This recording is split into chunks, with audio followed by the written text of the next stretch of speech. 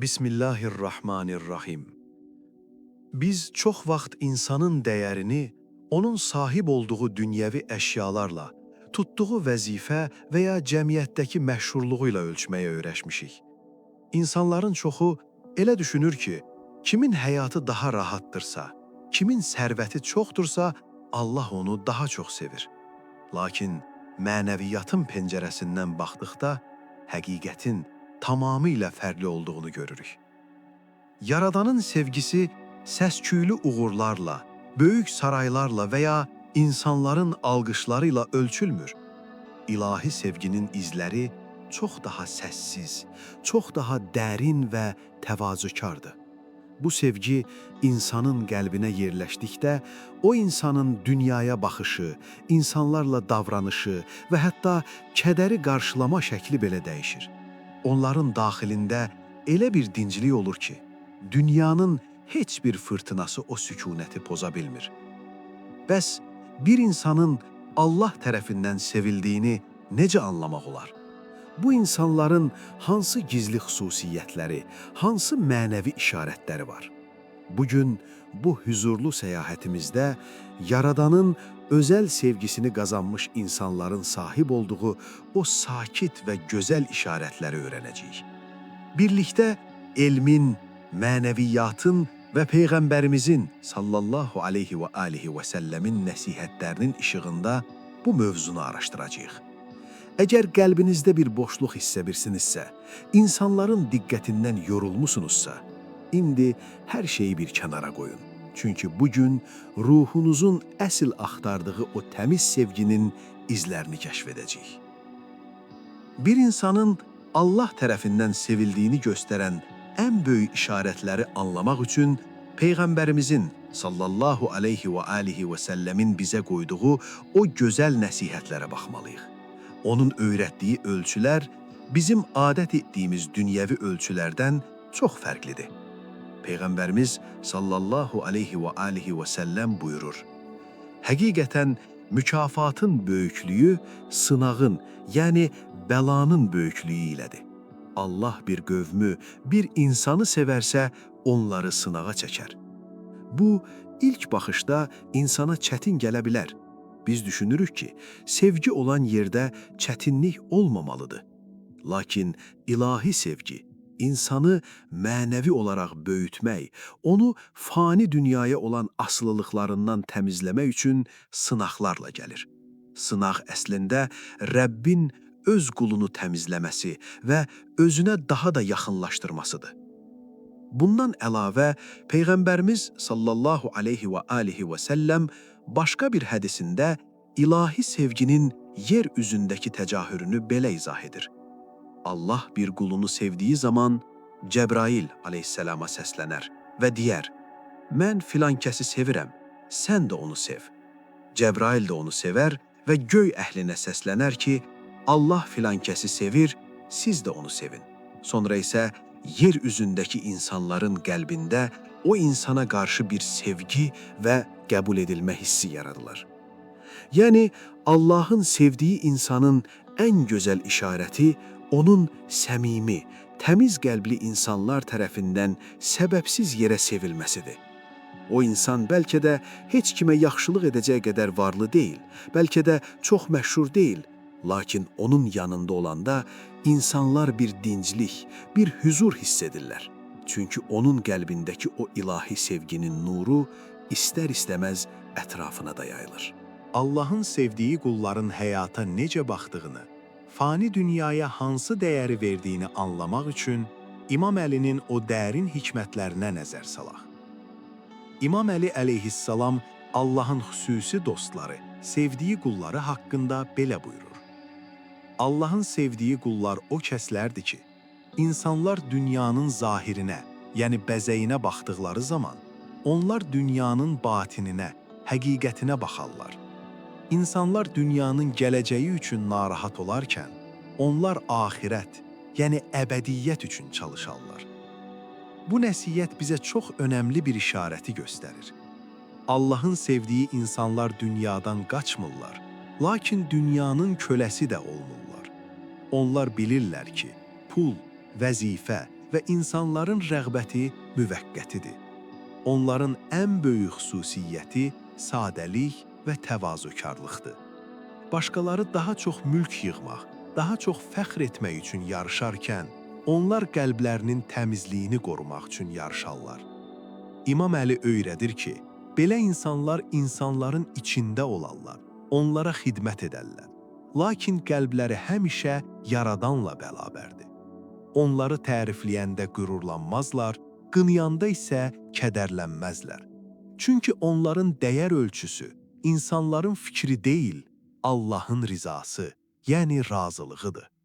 Bu təvazökarlıq və dünyadan mənəvi müstəqillik Yaradanın sevgisini qazanmış bir qəlbin ən gözəl işarətidir. Bu mənəvi xüsusiyyətlərə, insanların fikrindən asılı olmamağa, çətinliklər qarşısında hüzuru qorumağa, müasir elmə və psixologiyanın necə baxdığı da olduqca maraqlıdır. Psixologiya elmində bu xüsusiyyətlər daxili motivasiya və psixoloji dözümlülük olaraq adlandırılır. Araşdırmalar göstərir ki, hərəkətlərini insanların təsdiqinə görə deyil, daxili, yüksək bir mənəvi dəyərə görə edən insanların beyinlərində stres hormonları qat-qat aşağı olur. Belə insanlar xaricdən gələn təzyiqlərə qarşı daha sakit və dözümlü olurlar. Çünki onların xoşbəxtlik mənbəyi xarici dünyada deyil, daxili inanclarındadır. Həmçinin neyrobiologiya elmi fədakarlığı və başqalarına təmənnasız yaxşılıq etməyi araşdırarkən maraqlı bir nəticəyə gəlmişdi. Bir insan heç bir qarşılıq, tərif və ya mənfəət gözləmədən başqasına kömək etdikdə, hansı ki elm buna altruizm deyir, onun beynində dərin bir dinclik və sevinç hissi yaradan kimyəvilər ifraz olunur. Elm adamları buna kömək edənin sevinci deyirlər. Bu əslində əsrlərdir İslamın bizə öyrətdiyi həqiqətin elmi izahıdır. Allahın sevdiyi qullar təvazökar olur. Yaxşılığı sadəcə Allah rizası üçün edirlər. Və elm bugün təsdiq edir ki, xarici təriflərdən qopmuş, mənəvi dəyərlərlə yaşayan və fədakar olan bir beynin quruluşu digərlərinə nisbətən daha sağlam, daha sakit və daha hüzurludur. İlahi sevginin insanda təcəssüm edən ən gizli və ən kövrə işarətlərindən biri də o insanın kimlərlə yoldaşlıq etdiyi, kimlərə sığındığıdır. Dünyəvi sevgi çox vaxt gücə, şöhrətə və zənginliyə meyl edər. Lakin Allahın sevdiyi qullar güclülərin deyil, məzlumların və unudulmuşların yanında olmağı seçərlər. Onların qəlbi daim dərdi olanlara tərəf çəkilər. Bunun ən gözəl və sarsıdıcı izahını Musa Peyğəmbərlə əleyhissalam uca Allah arasında keçən o dərin mənəvi dialoqda görürük. Musa əleyhissalam bir gün Rəbbinə səslənərək soruşur: "Ya Rəbb, mən səni harada axtarım? Səni harada tapım?" Allah Teala bütün bəşəriyyətin mənəviyyət anlayışını alt-üst edən o möhtəşəm cavabı verir: "Məni qəlbi mənim üçün qırılmışların, yəni sınıq qəlblilərin yanında axtar." Bu ilahi şifrə bizə göstərir ki, Allahın xüsusi nəzəri, hüzuru və sevgisi cəmiyyətin unudulmuş, kədərli və qəlbi qırılmış insanlarının yanındadır. Buna görə də Allah bir qulunu sevəndə onun qəlbinə elə bir mərhəmət və şəfqət salar ki, o insan qeyri-ixtiyari olaraq dərdlilər, yetimlər və kimsəsizlər üçün bir limana çevrilər. Onlar tənha bir insanın göz yaşını silməyi ən böyük saraylarda qonaq olmaqdan üstün tutarlar. Əgər ətrafınızda elə bir insan varsa ki, o insanların dərdini dinləməkdən yorulmur, qırılmış qəlblərə təmənnasız məlhəm olur və güc sahiblərinə deyil, zəiflərə tərəf qaçırsa, bilin ki, o insanın qəlbində ilahi sevginin mütləq bir möhrü var. Çünki yalnız Allahın sevdiyi bir qəlb başqalarının ağrısını öz ağrısı kimi hiss edəcək qədər genişlənə və şəfqətlə dola bilər.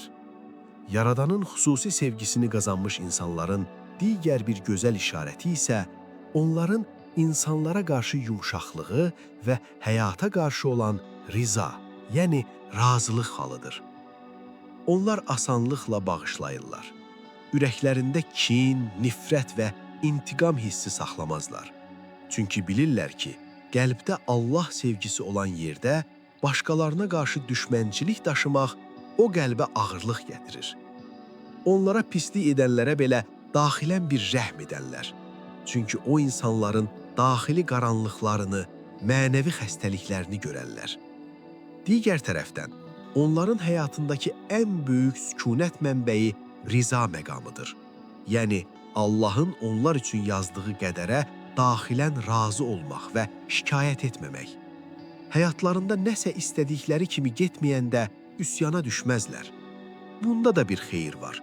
Mənim Rəbbim mənim üçün ən yaxşısını bilir deyərək, o çətinliyi sülh içində qarşılayarlar. Bu yumşaqlıq və hüzur üzlərinə, səs tonlarına və bütün həyatlarına yansıyır. Belə insanların yanında olanda heç bir gərginlik hiss etməzsiniz. Onlar sizi mühakimə etməz, sadəcə dinləyər və anlayar. Çünki onların daxili dünyasında savaş bitmiş, Yaradanla tam bir sülh və təslimiyyət başlamışdır. İndi harada əyləşmisinizsə və ya dincəlirsinizsə, fiziki bədəninizi tamamilə sərbəst buraxın. Gözlərinizi yavaşca qapayın. Çiyinlərinizdəki gərginliyi yerə atın. Yavaş-yavaş və dərindən nəfəs alın. Nəfəsinizi içinizə çəkərkən hiss edin ki, o təmiz, ilahi sevgini, o dərin sükunəti qəlbinizə dəvət edirsiniz. Nəfəsinizi yavaşca verərkən isə insanların sizin haqqınızda nə düşündüyü qorxusunu, dünyəvi təlaşlarınızı və qəlbinizdəki ağırlıqları sərbəst buraxın.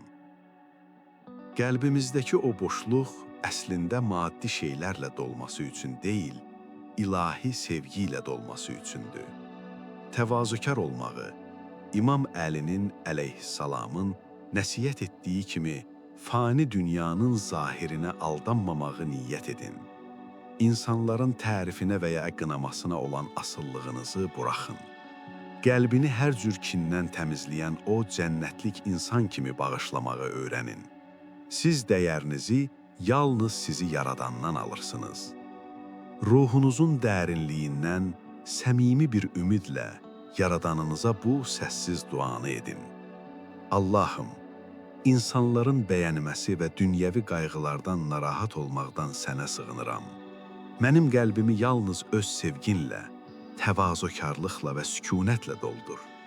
Məni sənin sevdiyin, qədərinə razı olan, kin saxlamayan və insanlara şəfqətlə yanaşan o gözəl qullarından et. Bu mənəvi oyanışınızı və qəlb rahatlığınızı təsdiqləmək üçün rəy bölməsinə keçib bu sadə cümləni yaza bilərsiniz. Dəyərimi yalnız Yaradandan gözləyirəm. Qəlbim onun sevgisi və hüzuru ilə dinclik tapır. Əgər bu mənəvi səyahətimiz qəlbinizdəki o təlaşı yüngülləşdiribsə, içinizdə ümid və təvazökarlıq hissi yaradıbsa, zəhmət olmasa bu videonu bəyənərək və Sözlə Nur kanalımıza abunə olaraq bizə dəstək olun. Gözəl hikmətlərin və mənəvi dincliyin paylaşıldığı bu kanalda sizinlə birlikdə addımlamaqdan məmnunuq. Qəlbinizin hər zaman ilahi sevginin izləri ilə dolması, nəfəsinizin isə daim hüzurlu olması diləyi ilə.